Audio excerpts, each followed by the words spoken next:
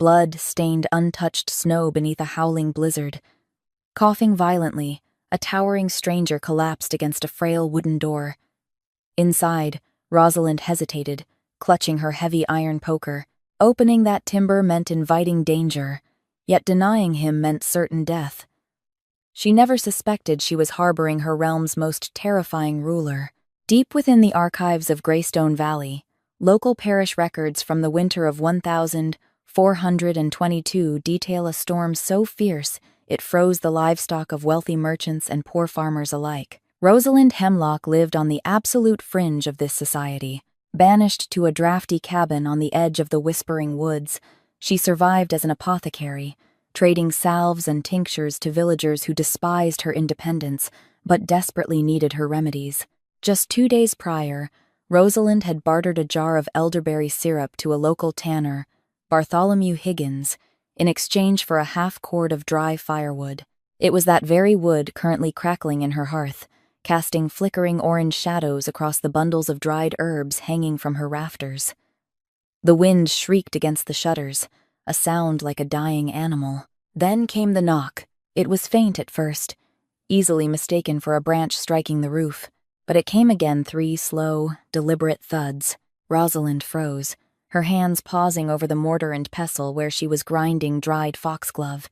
No one ventured into the Whispering Woods after dusk, let alone during a deadly squall.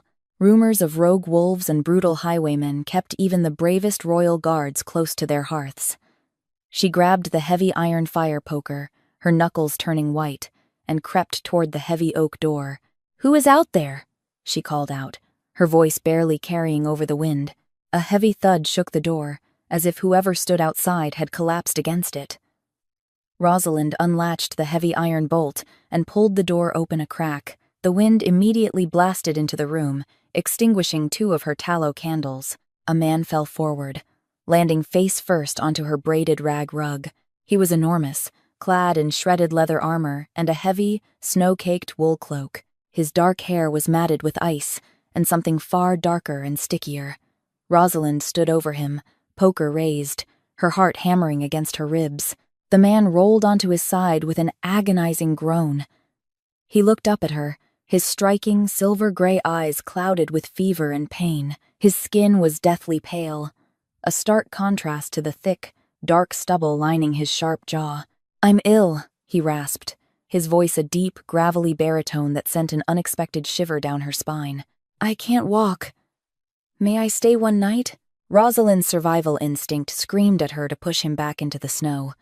Men of his size, wearing armor of that quality, were either knights of the corrupt local lord or dangerous mercenaries. Yet, as she looked at the pooling blood on her rug and the violent shivering racking his massive frame, her healer's oath outweighed her fear. "Help me get the door closed," she ordered, dropping the poker. The stranger could barely offer assistance. It took all of Rosalind's strength to drag him fully inside and slam the door shut against the howling tempest. She knelt beside him, working quickly to unfasten the frozen clasps of his cloak. "What is your name?" she asked, pulling the heavy fabric away.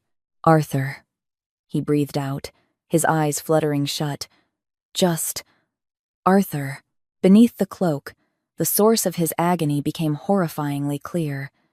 A jagged, ugly laceration tore across his left side, just below his ribs, but it wasn't a standard sword wound. The edges of the flesh were blackened, weeping a strange, foul-smelling dark fluid. Rosalind leaned closer, her trained nose catching the sharp, unmistakable scent of monkshood wolfsbane. Wolfsbane. A chill that had nothing to less to do with the winter draft settled in her bones. Wolfsbane was a highly regulated poison, used exclusively by the King's Royal Hunt to track and execute lycans, the shape-shifting beasts that ruled the northern territories. If this man had been poisoned with wolfsbane, he was either a lycan himself or a casualty caught in the crossfire of a werewolf hunt. "Arthur," she said sharply, tapping his cheek to keep him conscious. "Who did this to you?" "Bandits," he muttered, his jaw clenching as a spasm of pain rocked him. "Ambush. On the King's Road." It was a lie. Bandits did not coat their blades in an expensive, rare botanical poison. But as Rosalind looked at the sweat beading on his forehead, She knew interrogating him could wait. If she did not draw the poison out immediately, he would be dead before morning. She hauled him toward the low cot in the corner of her cabin. He was dead weight, his muscles dense and heavy. Once she managed to get him onto the mattress, she tore his linen tunic away to expose the wound. For the next 4 hours, Rosalind fought for the stranger's life. She boiled water, steeped yarrow and charcoal to draw out the toxins, and stitched the jagged flesh with a curved needle and silk thread. The man named Arthur barely made a sound, though the muscles in his arms bunched and strained with every pull of the needle. As dawn broke, casting a pale, gray light through the frost-covered windows, his fever finally broke. Rosalind collapsed into a wooden rocking chair beside the cot, wiping a streak of blood from her forehead. She studied him as he slept. There was a rugged, dangerous aristocracy to his features. His hands were calloused, the hands of a warrior, but there were fine, faded scars across his knuckles that spoke of countless, brutal brawls. Who was this man? And why had someone gone through the immense expense of acquiring wolfsbane to kill him? By noon, the blizzard had reduced to a heavy, silent snowfall. Rosalind stood by the hearth, stirring a pot of thin oat porridge, when a low groan drew her attention. Arthur was awake. He was attempting to push himself up on his elbows, a grimace of profound pain twisting his face. "Lie back down," Rosalind commanded, crossing the room with a wooden bowl. "You nearly bled to death on my floor. You aren't going anywhere today." He looked at her, those piercing silver eyes assessing her with an intensity that made her breath hitch. "You saved me," he said, his voice stronger than the night before, though still rough. "I saved myself the trouble of digging a grave in frozen soil," she replied briskly, handing him the bowl. "Eat. It will help replenish your strength." He took the bowl, his large fingers brushing against hers. His skin was abnormally warm. "You recognize the poison on the blade," he stated, rather than asked. Rosalind stiffened. "I am an apothecary. I recognize many things. Wolfsbane is not typically carried by common highwaymen. They were well-funded highwaymen," he replied smoothly, taking a bite of the porridge. He didn't break eye contact. "I owe you my life." "Lady, Rosalind, just Rosalind, and you owe me nothing but a quiet departure once you can walk." Despite her harsh words, a strange domesticity settled over the cabin for the next 2 days. Arthur was an unusual guest. He was incredibly observant, watching her measure herbs and read through her dusty, leather-bound medical journals. He asked intelligent, probing questions about her life on the fringe, about the local politics of the village, and, most alarmingly, about the Alpha King of the Silvermane Pack, the ruthless lichen ruler who held dominion over the lands just 30 leagues north. "They say the Wolf King is a monster," Arthur remarked on the 3rd evening, sitting by the fire as Rosalind mended a torn apron. "They say he slaughters humans for sport." "People say many things," Rosalind replied, threading her needle. "Most of the villagers in Oakhaven are terrified of their own shadows. I've heard the Alpha King, Gideon, is brutal, yes, but I also hear he provides safe passage through the northern trade routes for those who pay the toll. That is more than our own Lord Alistair can say." Arthur's eyebrows raised a fraction. "You defend a beast?" "I defend logic," she corrected him. "Monsters do not build thriving trade economies. Only calculated rulers do." A slow, complex smile spread across Arthur's face. It transformed him, wiping away the exhaustion and revealing a breathtakingly handsome man. "You are a very rare woman, Rosalind." The following morning, necessity forced Rosalind to venture into Oakhaven. She was dangerously low on salt and flour. Leaving Arthur resting by the fire, she strapped on her snowshoes and made the grueling 2-mile trek into the village. The atmosphere in Oakhaven was tense. Armed soldiers wearing the crimson and gold crest of Lord Alistair patrolled the muddy streets. Rosalind kept her head down, making her way to the baker. Inside the warm, yeast-scented shop, Sarah Jenkins, a stout woman with flour on her nose, leaned over the counter. "Have you heard the news, Rose?" Sarah whispered, glancing nervously at the door. "Lord Alistair has doubled the guard." "Why?" More bandit raids? Rosalind asked, trading 2 copper pennies for a heavy loaf of rye. Bandits? Sarah scoffed quietly. No. The king's huntsmen passed through yesterday. They claim the Alpha King of the Silvermane Pack was assassinated in a coup. Others say he survived but is gravely wounded, fleeing through our territory. Lord Alistair has offered a bounty of 500 gold pieces for the Wolf King's head. Rosalind's blood ran ice cold.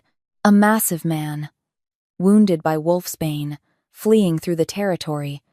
Did the huntsman provide a description? Rosalind forced herself to ask, her voice remarkably steady. A giant of a man, Sarah replied, shuddering. Dark hair, eyes the color of polished steel. They say if you look into them, the beast will compel you to do his bidding. Rosalind practically ran the 2 miles back to her cabin. Her mind raced with terrifying realizations. She was harboring a werewolf. Not just a werewolf, the Alpha King.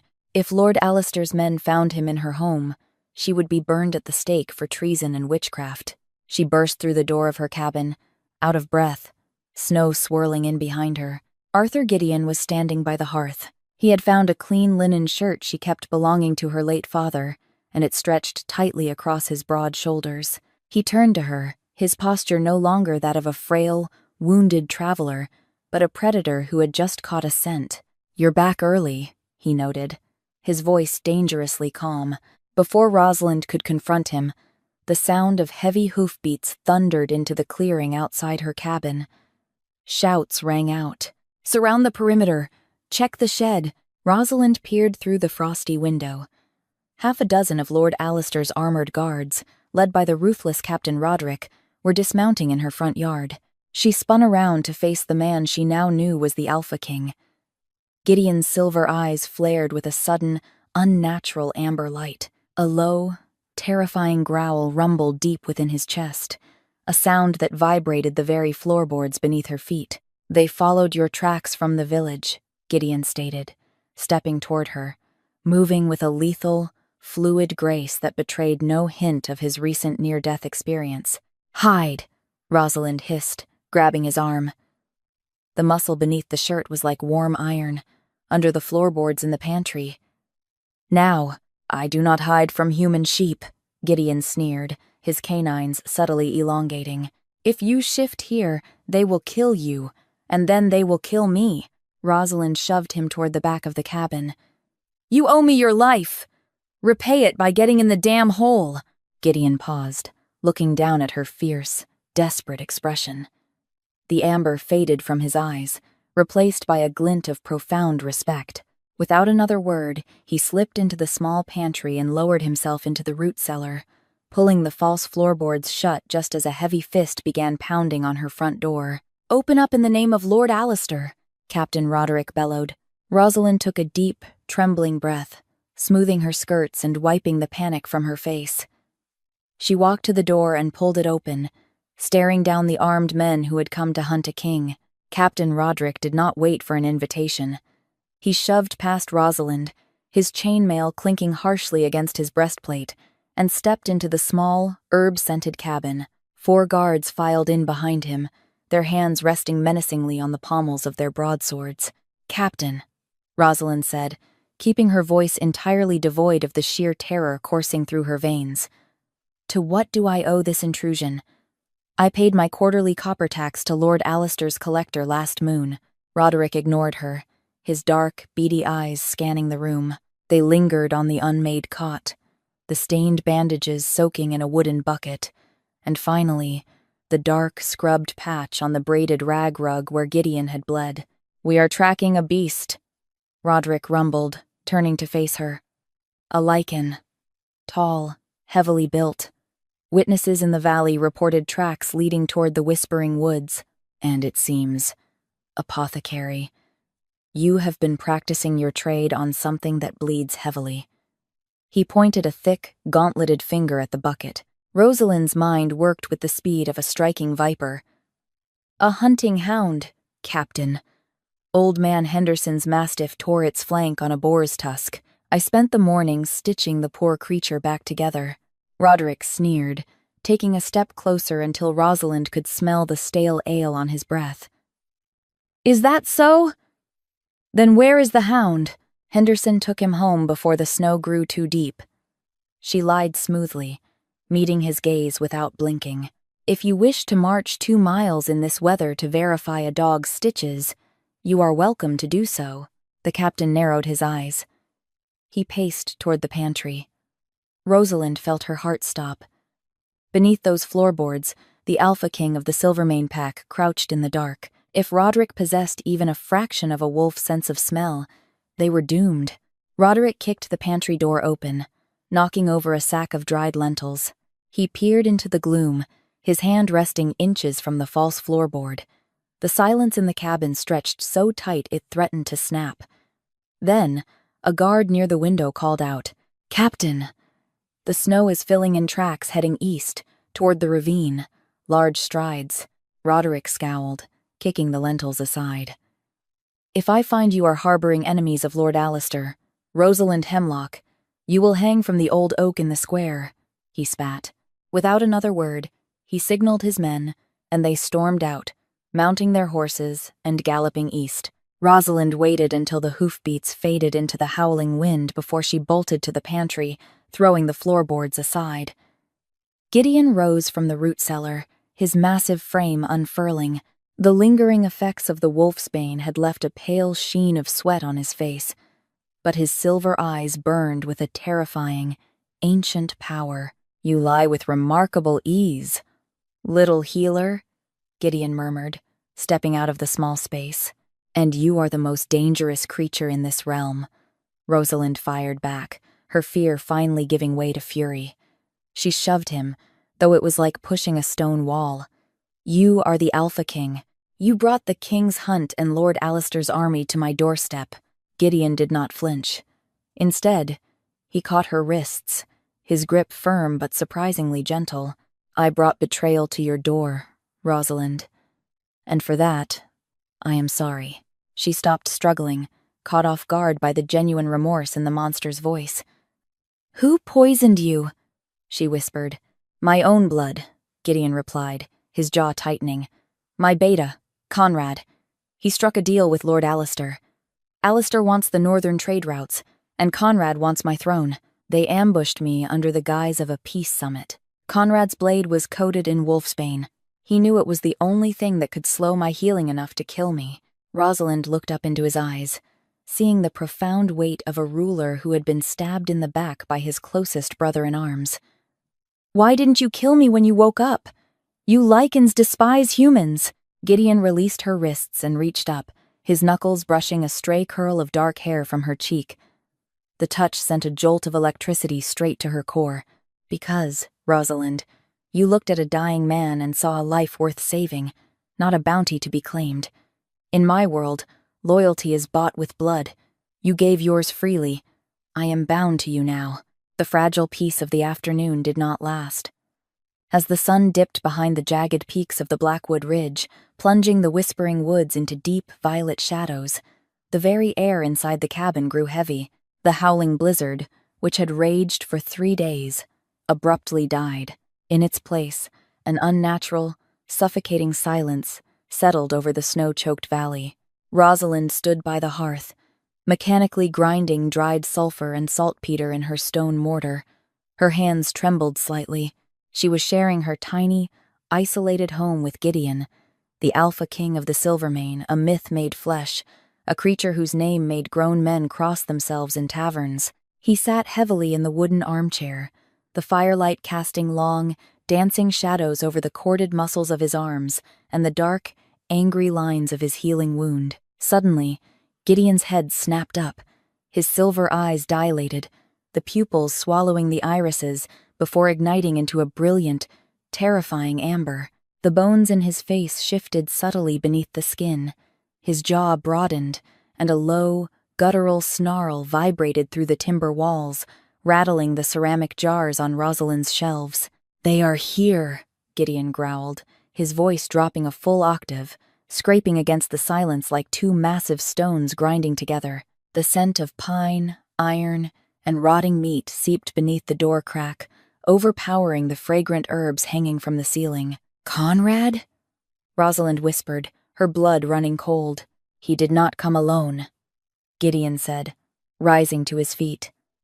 Despite his sheer size, he moved with absolute silence. He tracked the scent of his own poison. "Bar the door, Rosalind. Get into the root cellar and do not make a sound." Before she could take a single step toward the pantry, a voice echoed from the darkness outside, smooth, aristocratic, and dripping with venom. "Gideon, come out into the cold, my king. You have bled on this poor human's floor long enough." A heavy thud sounded against the oak door, accompanied by a muffled, terrified whimper. Rosalind gasped. Peering through a crack in the frost-covered shutter, she saw 4 massive figures standing in the clearing. 3 were wolves of monstrous size, their fur bristling with malice. The 4th was a man in dark leather armor, Conrad. At his boots lay Bartholomew Higgins, the local tanner, bound and gagged, his face bruised and bloody.